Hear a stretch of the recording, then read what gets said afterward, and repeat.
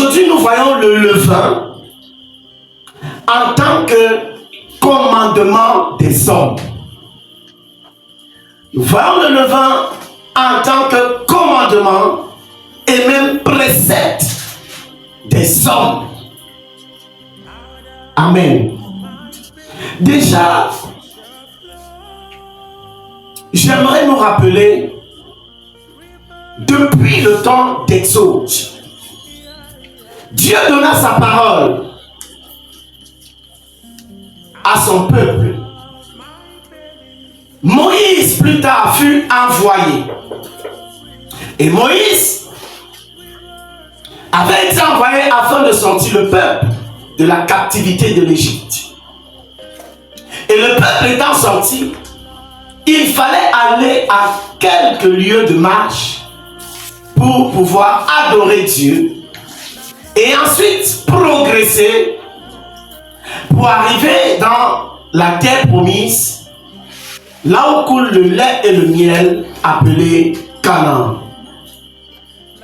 Et s'arrêtant donc après la traversée de la mer Rouge dans le désert de Sinaï, après avoir traversé environ 2 à 3 déserts sur le chemin, à l'instar du désert de Sin, ils sont arrivés à Sinaï, au pied de la montagne, où ils ont fait campement.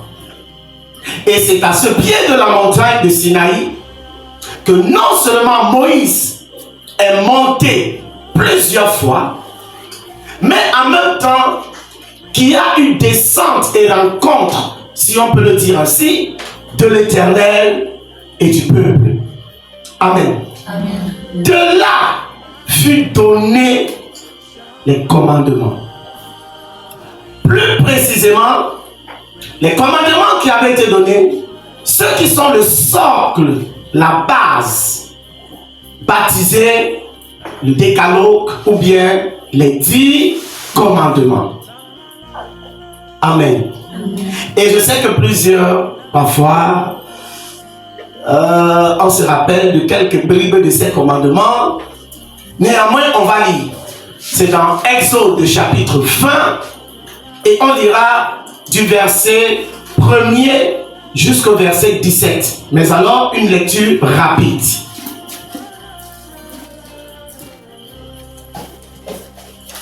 Exode chapitre 20,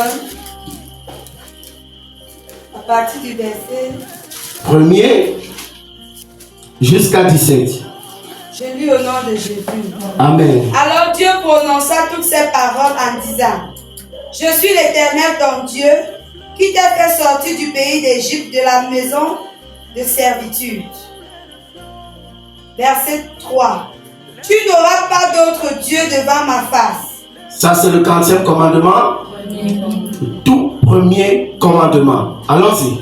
Tu ne te feras point d'image taillée, Ok. ni de représentation quelconque des choses qui sont en haut et dans les cieux, qui sont en bas sur la terre, et qui sont dans les eaux plus bas que la terre.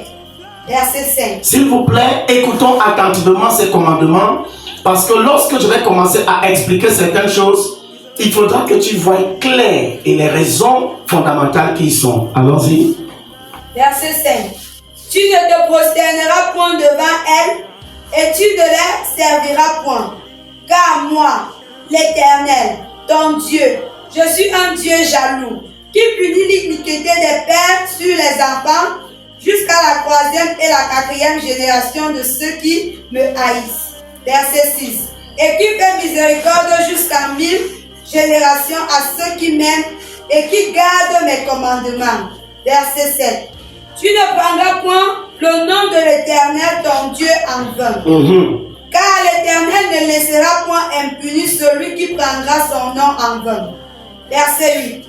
Souviens-toi du jour du repos pour le sanctifier. Ok. Verset 9. Tu travailleras 6 jours et tu feras tout ton ouvrage. Verset 10. Mais le 7e jour est le jour du repos de l'Éternel ton Dieu. Tu ne feras aucun ouvrage, ni toi, ni ton fils, ni ta fille, ni ton serviteur, ni ta servante, ni ton bétail, ni l'étranger qui est dans tes portes. Ok. Verset 11. Car en 6 jours l'Éternel a fait les cieux, la terre et la mer, et tout ce qui y est contenu. Et il s'est reposé le 7e jour. C'est pourquoi l'Éternel a béni le jour du repos et l'a sanctifié. Verset 12. Honore ton père et ta mère afin que tes jours se prolongent dans le pays que l'Éternel ton Dieu te donne. Soulignons ceci dans notre mémoire. On avance. Verset 13. Tu ne tueras point. Verset 14. Tu ne commettras point d'adultère. Ok. Verset 15. Tu ne déroberas point. Verset 16. Tu ne porteras point de faux témoignages contre ton prochain. Ok. Verset 17. Tu ne convoiteras point la maison de ton prochain. Tu ne convoiteras point la femme de ton prochain, ni son serviteur, ni sa servante, ni son bœuf, ni son âne, ni aucune chose qui appartient à ton prochain. Amen. Alléluia. Amen. Gloire au Seigneur Jésus-Christ. Donc voilà en quelque sorte les commandements qui avaient été donnés. Quand on parle de la loi, ces commandements s'y font partie de ce qu'on appelle le cœur de la loi. Alléluia. Ces commandements s'y font de référence à la croix. À la croix comment? Ces commandements-ci, quand tu vas voir, ces commandements sont comme scindés en deux. 10 commandements compressés par Jésus pour n'en faire sortir que 2. Quand tu vas regarder du premier commandement jusqu'au 4e, ces commandements-là, premiers, renvoient à la relation entre Dieu et l'homme. Et quand tu vas regarder la suite, les autres commandements, les 6 autres, ces commandements font référence à la relation entre l'homme et l'homme, c'est-à-dire que entre les hommes, entre son prochain. Amen. Or, la relation entre l'homme et Dieu, ou Dieu et l'homme, est une relation verticale. C'est-à-dire du haut vers le bas, ou bien du bas vers le haut, mais plus précisément, du haut vers le bas, vertical. Et lorsque tu regardes la relation entre l'homme et son prochain, c'est une relation horizontale. C'est-à-dire ton prochain, ton vis-à-vis. Et quand on place les deux, la verticale et l'horizontale, ça sort quoi? Comme image, comme symbole, la croix. Et tout ceci était une préfiguration de ce que Christ allait venir faire. Alléluia. Et quand on parle des commandements, on parle de la loi de façon générale, on parle des 10 commandements et on parle de 613 lois. Alléluia. Amen. Gloire au Seigneur. Mais vous allez vous rendre compte que ces commandements-ci, ces 10 commandements, avaient été donnés au peuple afin qu'ils puissent pratiquer. Alors, je nous ai parlé depuis que nous avons commencé cet enseignement, depuis la première partie, ou la deuxième partie, je crois. Je nous ai parlé des anciens. Et les anciens étaient donc ceux-là qui étaient chargés, ou alors étaient supposés, non seulement en rapport avec ces commandements, ils étaient non seulement chargés de lire la loi au peuple, numéro 1, non seulement d'enseigner la loi au peuple, numéro 2, et ici, on voit beaucoup plus les scribes et les pharisiens. Les scribes sont comme des secrétaires pour te faciliter la compréhension. Et les pharisiens, ceux-là qui sont comme des enseignants.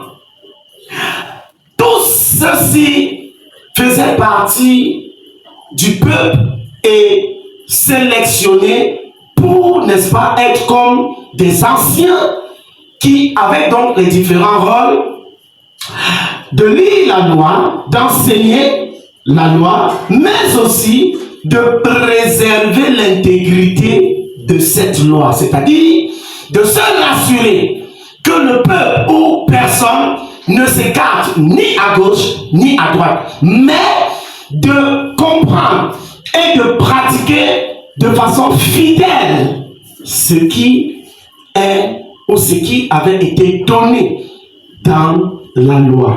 Amen. Amen. Il devait se rassurer de la pratique. Il devait se rassurer du maintien de l'intégrité de la loi au quotidien, afin de permettre au peuple de vivre selon le modèle des commandements qui leur avaient été donnés. On parle donc des commandements de Dieu. Quand on parle des commandements de Dieu, nous venons de les lire. Alléluia. Amen. Mais vous allez vous rendre compte de quelque chose. Le Maître, Jésus, s'est retrouvé face à face à certaines choses dont j'ai néanmoins énuméré plus haut, dans l'enseignement précédent. Bien avant lui, et quand bien même il est arrivé, et quand bien même il est parti, plusieurs de ces anciens avaient fait certaines choses, lesquelles ils avaient pris les commandements de Dieu. Non seulement ils ne les pratiquaient pas, mais ils enseignaient au peuple le contraire de ces commandements. Pourquoi? Parce qu'eux-mêmes avaient remplacé les commandements de Dieu par ce qui plaisait à leur cœur. Et c'est ce qui plaisait à leur cœur que Jésus appelle les commandements des hommes. Pourquoi? Parce que ces commandements-là ne sont plus fidèles au modèle des commandements, ou alors n'ont pas été l'exactitude de ce qui avait été donné comme commandement pour que le peuple les pratique.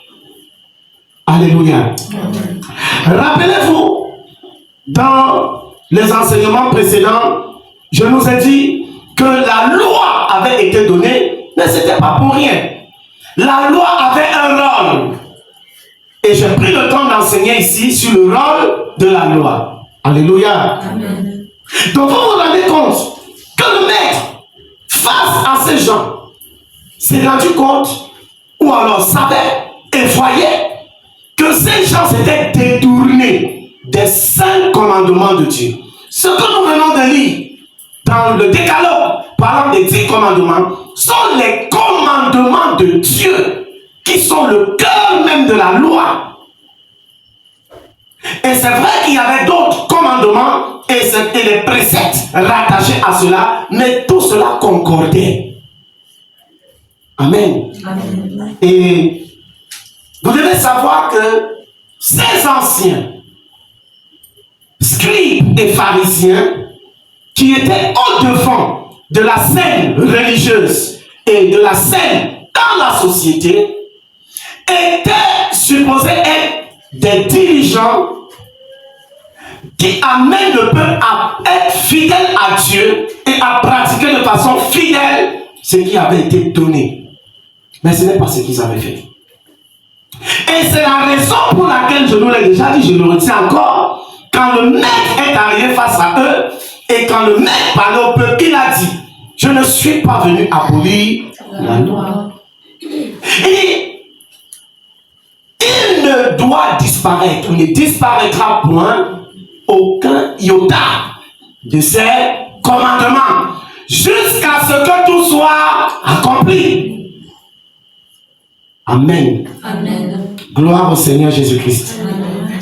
On va prendre le passage de Matthieu, chapitre 23. Mais cette fois, on va lire le verset 2 jusqu'à 3. Je chapitre 23, verset 2 à 3, j'ai lu au nom de Jésus. Amen. Les scribes et les pharisiens sont assis dans la chair de Moïse. Oui. Verset 3. Faites donc et observez tout ce qu'ils vous disent. Qui parle ici, c'est Jésus. Allons-y. Mais n'agissez pas selon leurs œuvres, car ils disent et ne le font pas. Amen. Alléluia. Il y a des versions plus simples. Quand ils disent qu'ils sont assis dans la chair de Moïse, c'est ce que je venais d'expliquer. Que les scribes et les pharisiens sont supposés enseigner les commandements, parlant des 10 commandements qui avaient été donnés à Moïse. Et Jésus demande au peuple de pratiquer ces commandements. C'est-à-dire de pratiquer ce que les scribes et les pharisiens les enseignent. Seulement, il leur demande de ne pas faire ce qu'eux ils font. Pourquoi? Parce qu'ils enseignent des choses qu'ils ne pratiquent pas. Pourquoi? Parce qu'ils avaient mis de côté les véritables commandements et amenaient le peuple à pratiquer autre chose.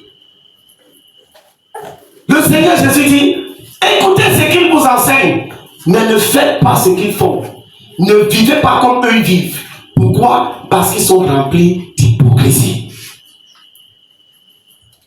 Comme pour dire que quoi? Comme pour demander au peuple de ne pas se détourner des commandements qui avaient été donnés. Amen. Est-ce que quelqu'un a une autre version qu'on peut rapidement lire? Amen. Oui, allons-y. Les spécialistes de la loi et les pharisiens sont chargés d'enseigner la loi transmise par Moïse. Voilà. Faites donc tout ce qu'ils vous disent. Faites donc tout ce qu'ils vous disent. Et réglez votre conduite sur leur enseignement. Mais réglez votre conduite en rapport avec les enseignements qu'ils donnent. Mais gardez-vous de prendre modèle sur leurs actes. En d'autres termes, faites ce qu'ils disent, mais les actes qu'ils posent là, ne prenez pas ça comme modèle. Oui. Car ils parlent d'une manière et agissent d'une autre. Voilà. Ils parlent d'une manière et agissent d'une autre. Donc ils disent quelque chose, mais ils font le contraire.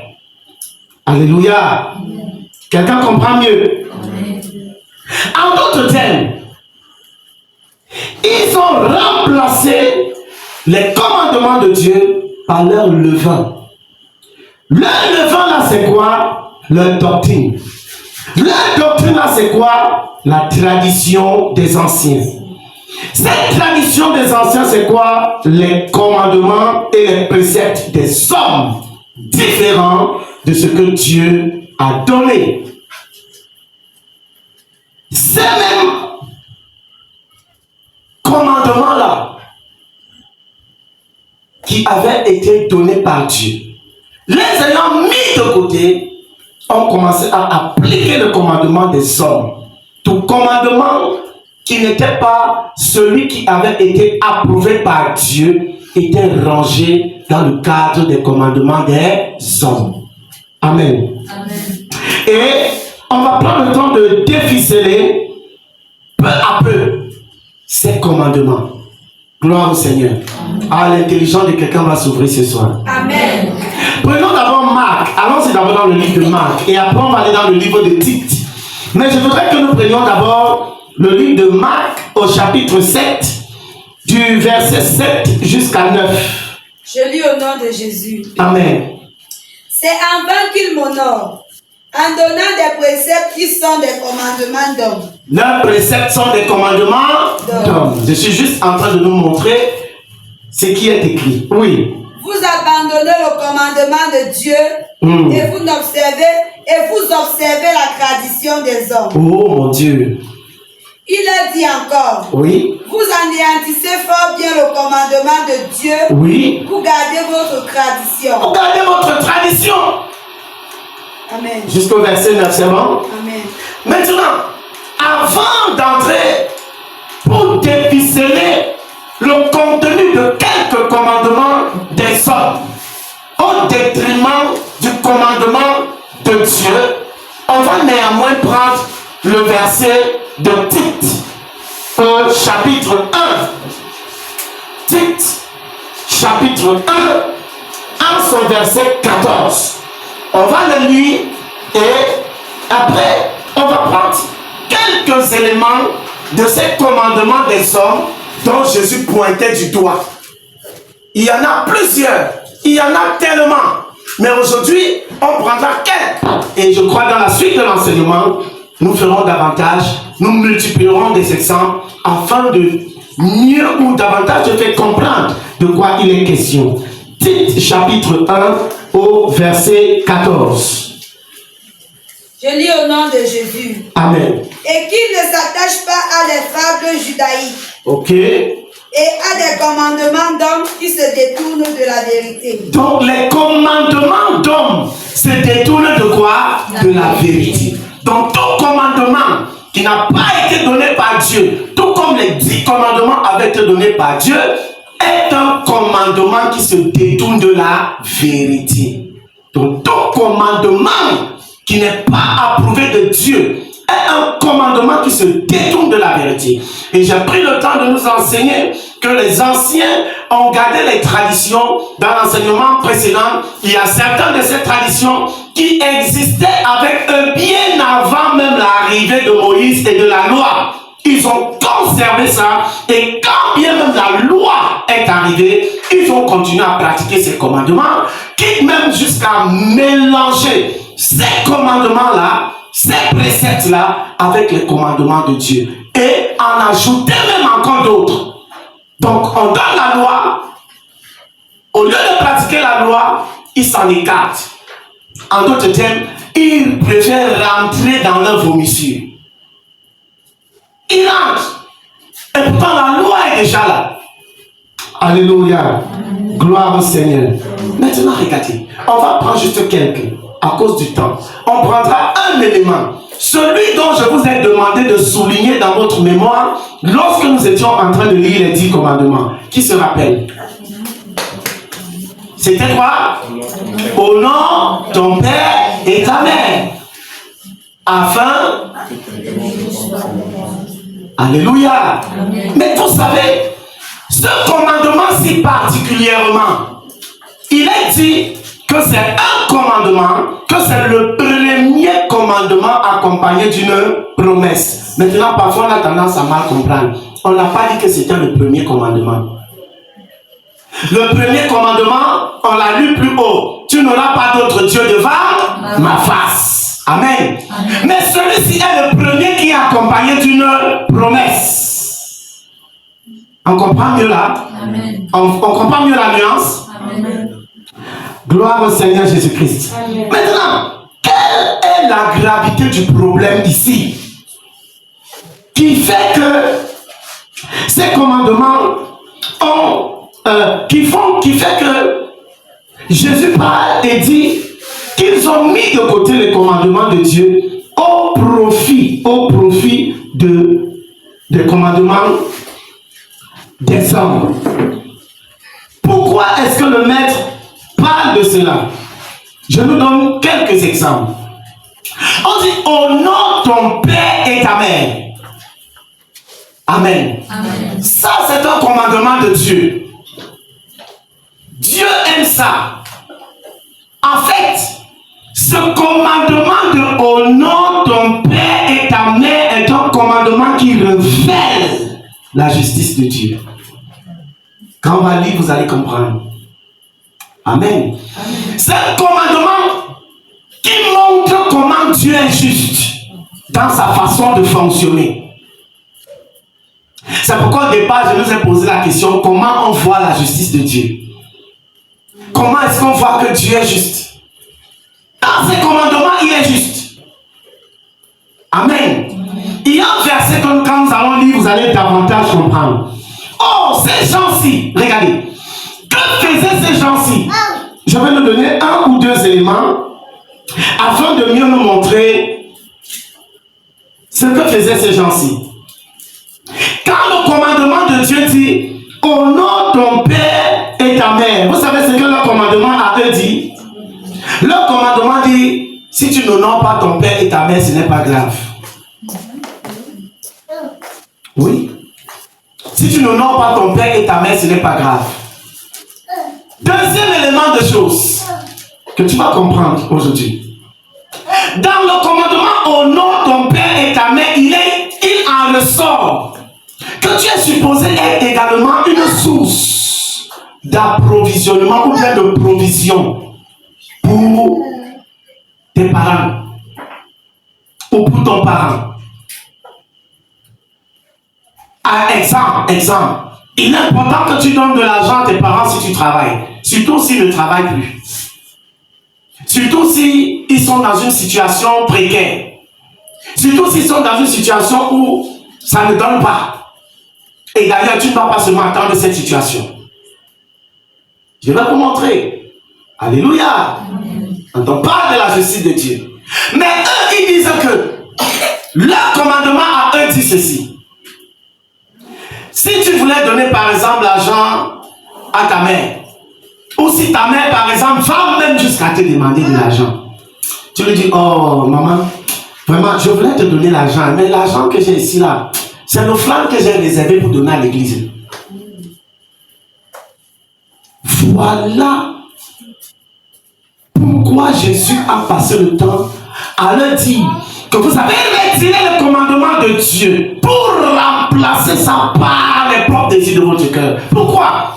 Ce n'est pas parce que ces gens, vous allez comprendre, Jésus parle de ça pourquoi? Parce qu'en réalité, le fond du cœur de ces gens-ci, c'est parce que ils sont devenus des adeptes de Mammon. Vous comprenez un peu? Ils sont devenus des personnes tellement égoïstes. Ils sont devenus des personnes qui ont mis ce qu'on appelle l'argent au centre. J'en viens. Il faut bien comprendre ce qui se passe.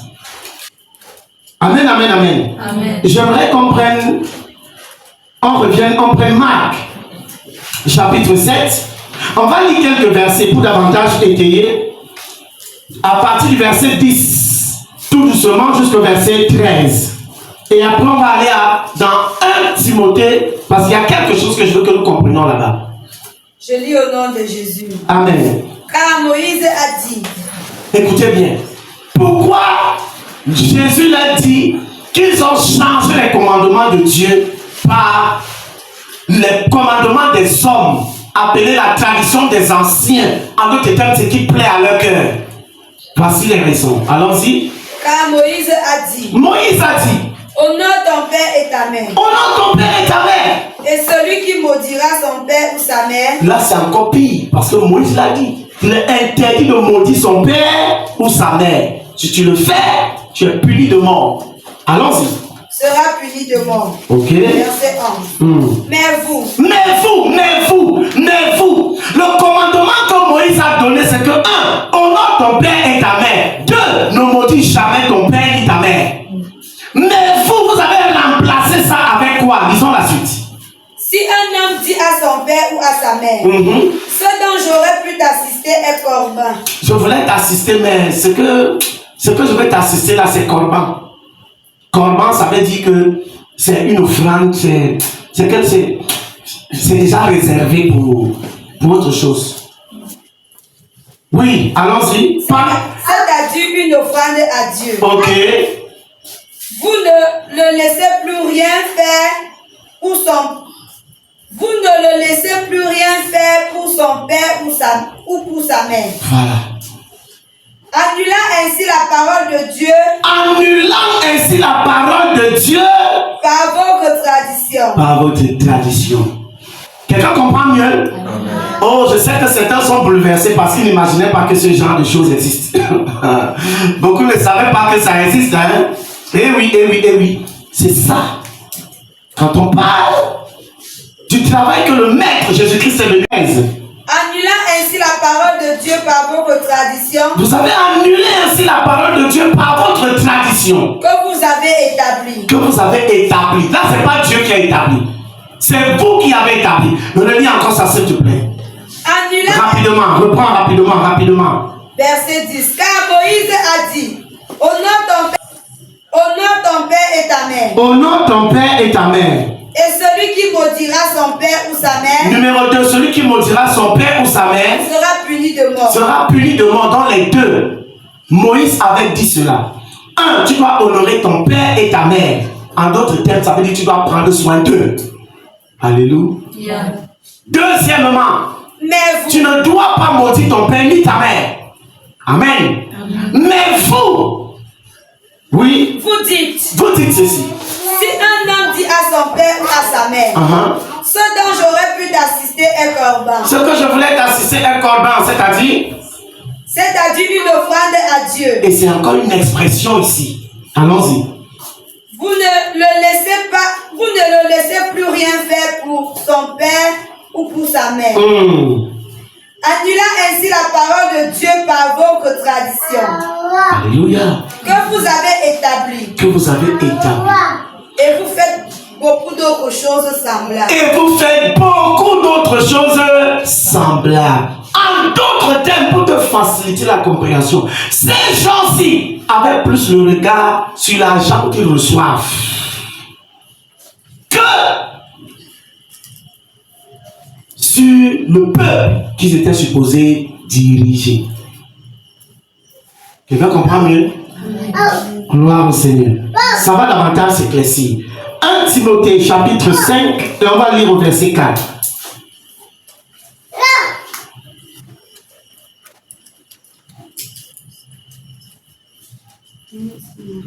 Chapitre 5, au verset 4. Je lis au nom de Jésus. Amen.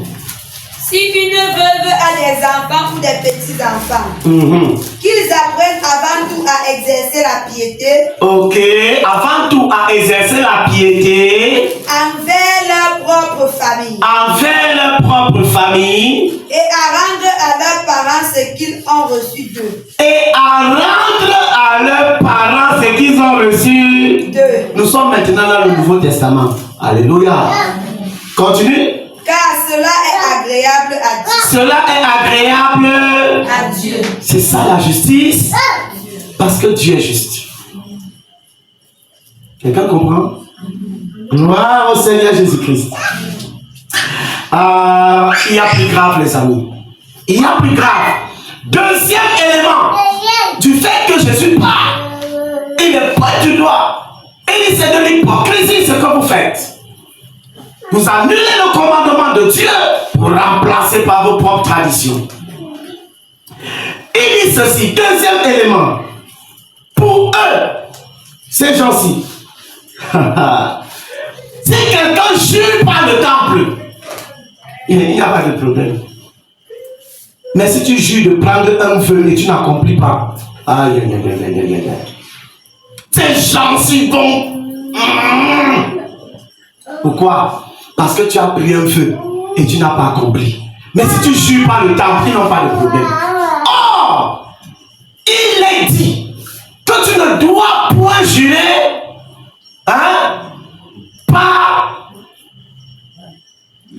le temple, ni par le ciel, ni par la terre, ni par le temple, parce que c'est la maison de Dieu, ni par rien, parce que la terre même, c'est son marchepied. Donc, eux là, quand quelqu'un jurait, non, il n'avait pas de problème avec ça. Pas de problème. Mais quand tu prenais un vœu que tu vas donner, que tu vas faire, et que tu ne fais pas, c'est là qu'ils vont te rappeler que c'est-à-dire que tu as brisé le commandement de Dieu.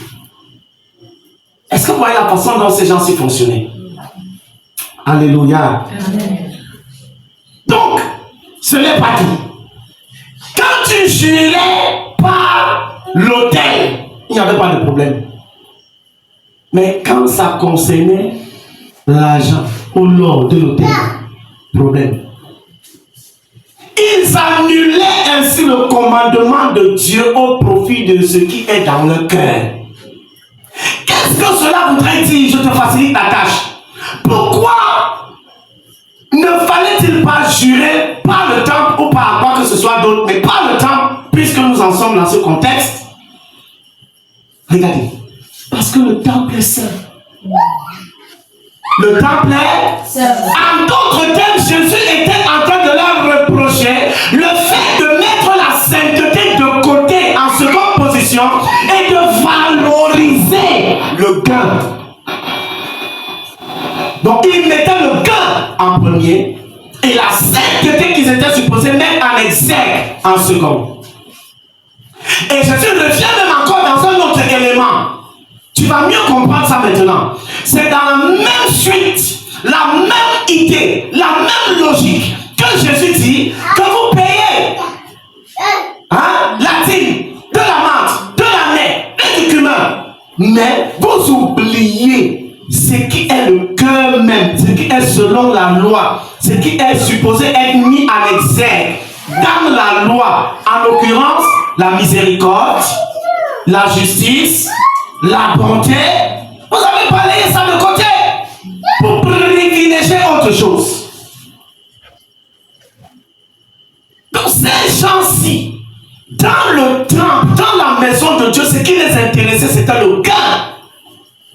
Écoutez, de nos jours, on a la version inverse de cela. Non, même pas seulement inverse. C'est partagé. Peut-être à cette époque, si c'était seulement, c'était les anciens.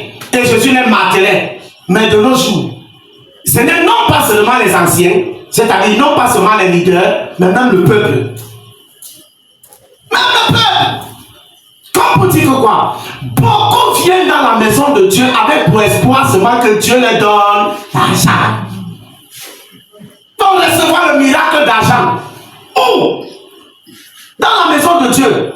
Ne pas travailler, tu attends que le miracle de Dieu se produise pour que l'argent, le ciel sauve, les billets commencent à tomber dans ton porte-monnaie. Tu vas voler si tu ne vas pas travailler. Vous voyez la mentalité? C'est dangereux. Et c'est avec ça qu'on a passé le temps à flatter les gens, à mentir les gens, à leur prêcher un évangile qui n'est même pas l'évangile. Puisqu'il n'y a pas deux évangiles, on a un seul évangile. L'évangile de la grâce du Seigneur, Jésus-Christ. D'où sont-ils? Que quelqu'un a roulé sa bosse pendant longtemps. D'où sont-ils? Que quelqu'un a marché jusqu'à ses babouches se sont inclinés, c'est même percé. Et il arrive dans la maison de Dieu dans l'intention que Dieu lui donne l'argent et commence à porter les pointilles. D'où sort cet évangile?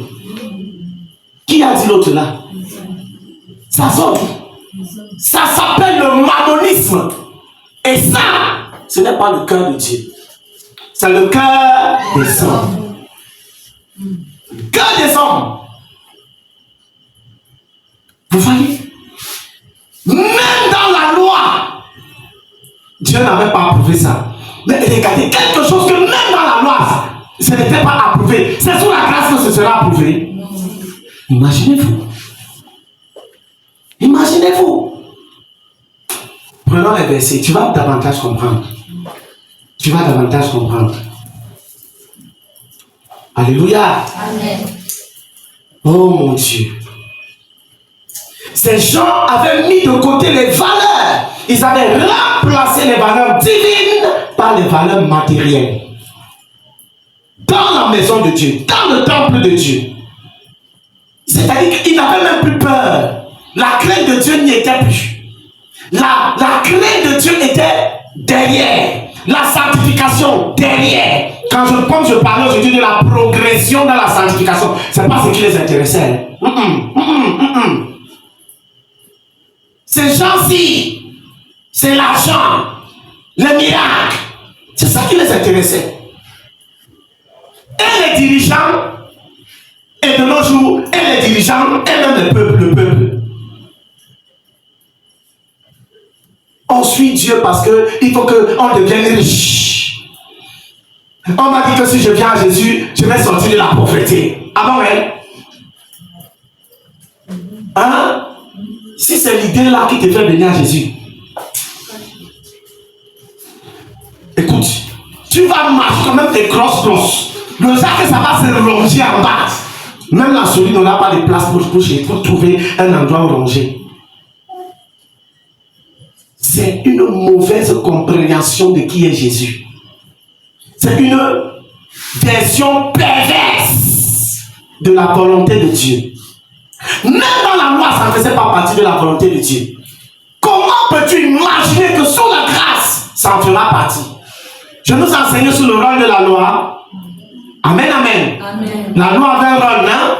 J'ai enseigné dessus, n'est-ce pas? Amen. Donc même dans la loi, l'objectif n'était pas le gain.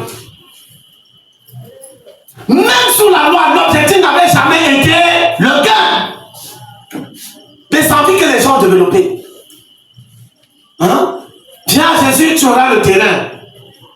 Viens à Jésus, hein?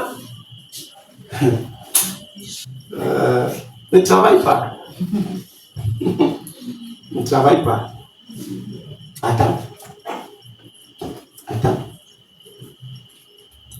Et c'est à cause de, regardez les amis, est-ce que vous savez que c'est à cause de la mauvaise compréhension justement de la volonté de Dieu? Ah, je vous donne un exemple palpable que vous connaissez très bien. Est-ce que vous savez que c'est à cause de cette mauvaise compréhension que Simon le magicien avait pris de l'argent pour venir donner à qui? À Pierre. Hein? Et qu'est-ce qu'il avait dit? Hein? Impose-moi les mains, que je reçoive aussi la puissance là. Comme ça, c'est que je vais aussi imposer les mains, va aussi recevoir. Vous voyez? Écoutez les amis. Qu'est-ce que Pierre lui a dit? Que ton argent périsse avec toi, puisque tu as cru que les choses de Dieu s'achetaient avec de l'argent. Les amis, c'est pas affaire argent au christianisme là, c'est pas affaire argent. Alléluia. Amen. Écoutez, si tu n'as pas compris ça, si tu n'as pas compris, je vais t'envoyer quelqu'un qui va bien te conseiller. Et le conseil qui va te donner, je suis sûr que ça ne va pas te rater. Et je suis sûr que toi-même, tu ne vas pas esquiver le conseil là. Je t'envoie poser la question à Judas Iscariote. Tu vas comprendre. Le gars était le maître en ça. Tu peux faire ça plus que lui. Tellement lui va te dire. Le gars va t'expliquer là où ça l'a conduit. Tu viens à Jésus pour chercher de l'argent. Demande à Judas Iscariote. Et Judas Iscariote, un très bon conseiller. Et les gens n'ont pas compris. Les gens n'ont pas compris. Écoutez, qu'aucun pasteur ne te mente. Jésus n'est pas venu nous donner de l'argent. Amen, amen, amen, amen. Amen. Oh Seigneur, aide-nous. Prenons rapidement quelques versets. Prenons le livre de Matthieu et après on va lire beaucoup de petits passages. Et après je vais nous donner encore un élément et on va chercher à clôturer. Matthieu chapitre 23 là. Prenons-le à partir du verset 16. Verset 16 d'abord. Matthieu 23, verset 16, je lis au nom de Jésus. Amen. Ce que je nous enseigne, il faut que je nous montre. C'est pourquoi je prends le temps de détailler ces versets. Oui. Malheur à vous. Malheur à vous. Conducteur aveugle. Conducteur aveugle. Oui. Qui dites? Vous dites ceci. Si quelqu'un jure par le temple. Si quelqu'un jure par le temple. Ce n'est rien. Non, il n'y a pas de problème, c'est pas grave. Mais. Si quelqu'un jure par l'heure du temple. Ouh. Il est engagé. Vous comprenez ça? Il jure par l'heure du temple, ça veut dire que tu ne dois pas blaguer, tu ne dois pas blaguer. Il veut que tu appelles, fais attention. Sinon, la malédiction va venir sur toi. Vous voyez un peu ce genre de choses? Ok. Verset, allons-y, 17. Verset 17, je lis au nom de Jésus. Insensé et aveugle. Est-ce que vous comprenez? Les gens qui pensaient que le maître était Boni. Oui, là. Vous écoutez les paroles qui sortent de sa bouche. Vous écoutez un peu. Vous ne connaissez pas le caractère du maître. Un jour, je prendrai le temps pour nous faire voir ces choses-là. Oh, vous dites que c'est monté. Ici. Allons-y. Insensé et aveugle. Ok. Lequel est le plus grand? Lequel est le plus grand? L'or ou le temple qui sanctifie l'or? L'or ou bien le temple? Quel est le plus grand parmi les deux? Qu'est-ce qui sanctifie l'homme parmi les deux? Oui. Lisons le verset 18. Si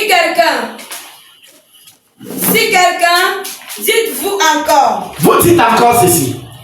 Jure par l'autel. Si quelqu'un jure par l'autel. Ce n'est rien. Non, il n'y a pas de problème, hein, car tu peux jurer par l'autel. Mais si quelqu'un jure par l'offrande qui est sur l'autel, il est engagé. Vous voyez ça? Verset 19. Aveugle. Lequel est le plus grand? Lequel est le plus grand entre les deux? Entre les deux? L'offrande ou l'autel qui sanctifie l'offrande? Lequel?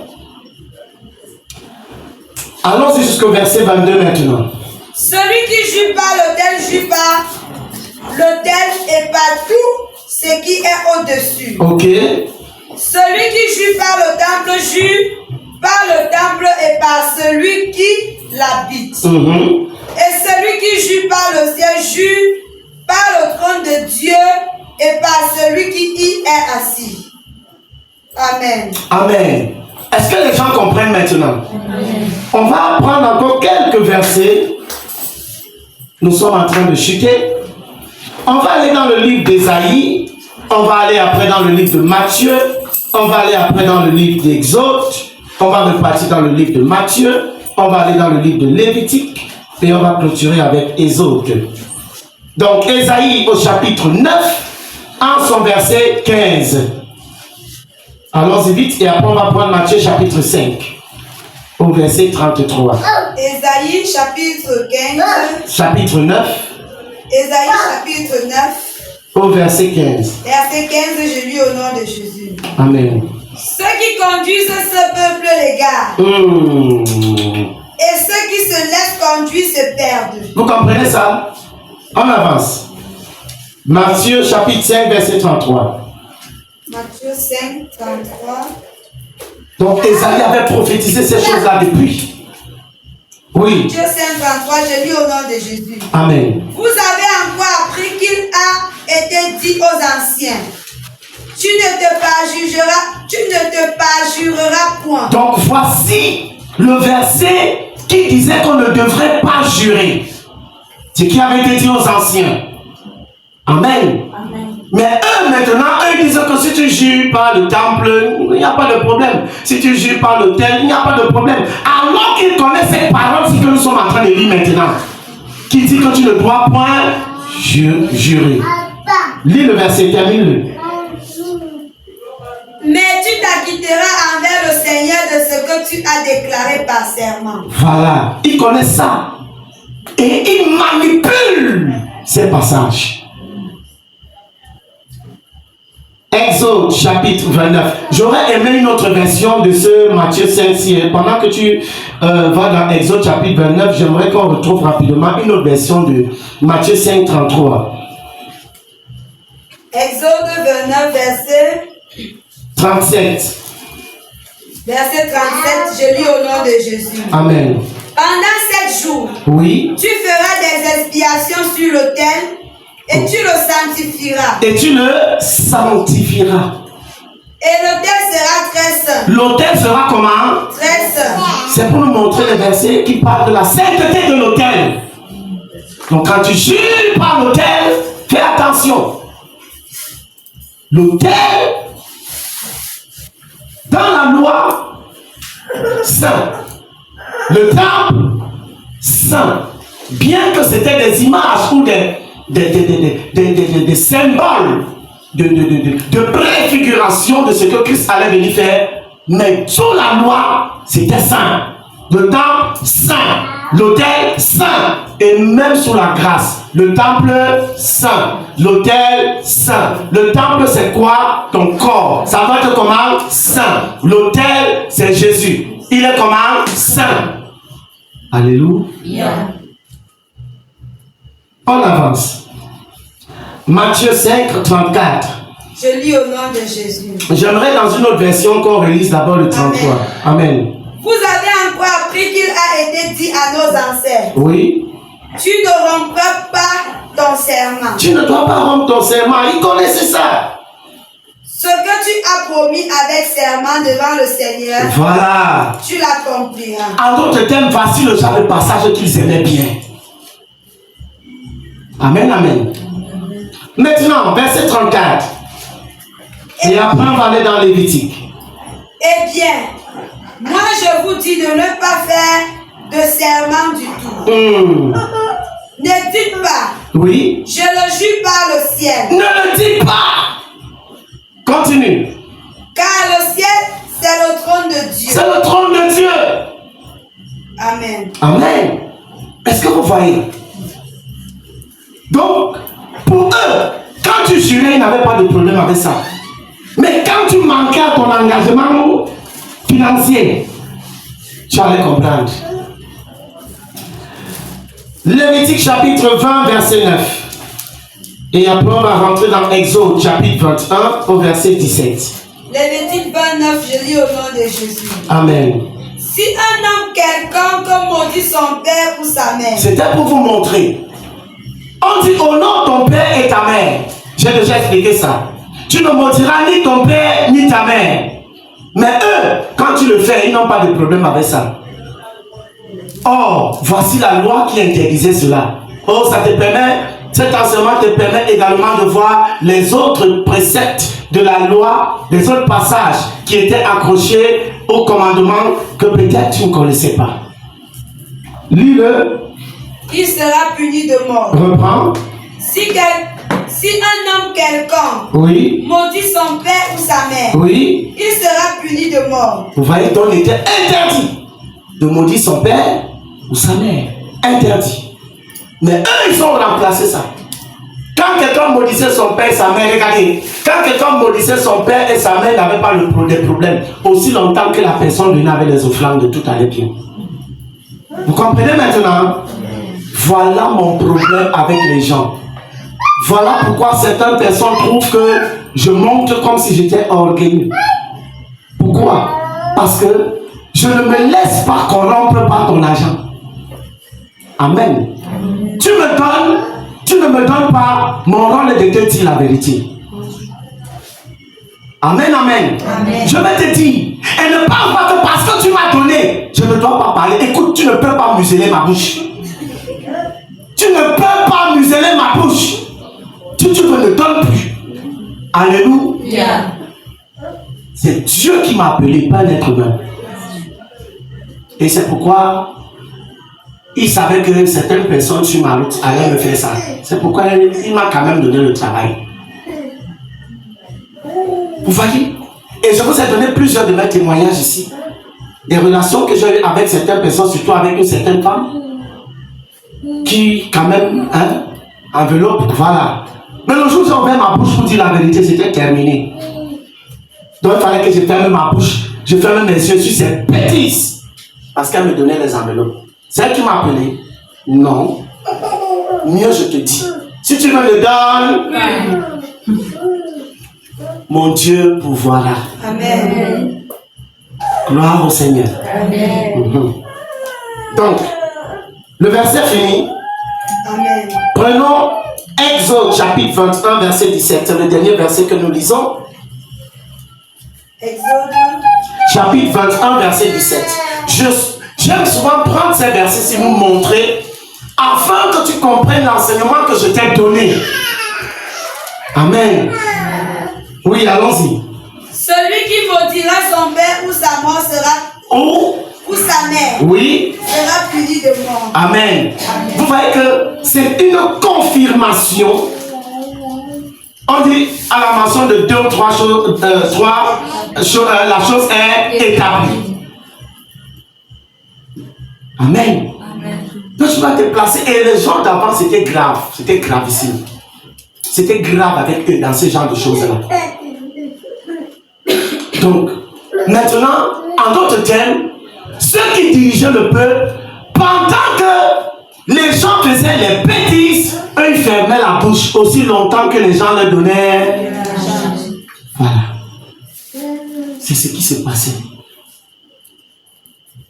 Or, Jésus est en train de dénoncer ça et révéler le cœur de Dieu tout en leur montrant qu'ils se sont écartés de la volonté de Dieu.